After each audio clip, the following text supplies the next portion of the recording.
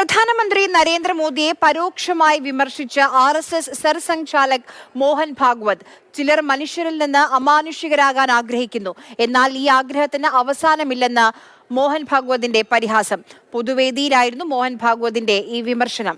അർജുൻ പീതാംബരൻ വിവരങ്ങളുമായി ചേരുന്നുണ്ട്. അർജുൻ, ഇപ്പോൾ ഈ തെരഞ്ഞെടുപ്പ് ഫലം വന്നതിനു ശേഷം ഇത് ആദ്യമായിട്ടല്ല മോദിക്ക് നേരെ മോഹൻ ഭാഗവതിന്റെ ഈ വിമർശനം വരുന്നത്.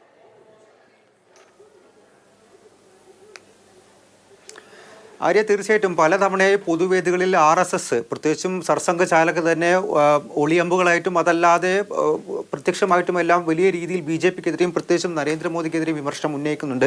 ഈ ദൈവത്തിൻ്റെ അവതാരമാണ് താനെന്ന് നേരത്തെ മോദി ഈ തിരഞ്ഞെടുപ്പിൻ്റെ സമയത്തെല്ലാം പറഞ്ഞ ആ ഒരു കാര്യത്തെ ചൂണ്ടിക്കാട്ടി കൂടിയാണ് ഇപ്പോൾ സർസംഘചാലക് മോഹൻ ഭാഗവതിൻ്റെ ഇത്തരത്തിലൊരു ട്രോള് അല്ലെങ്കിൽ ഒരു വിമർശനം കുറ്റപ്പെടുത്തലെല്ലാം വരുന്നത് എന്ന് വേണമെങ്കിൽ പറയാം.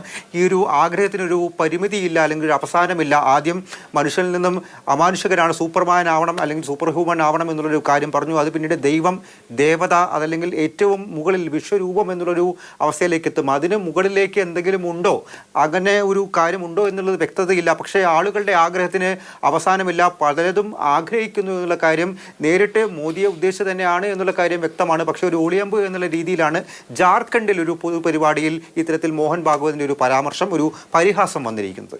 ശരി, അർജുൻ പീതാംബരനാണ് വിവരങ്ങൾ നൽകിയത്.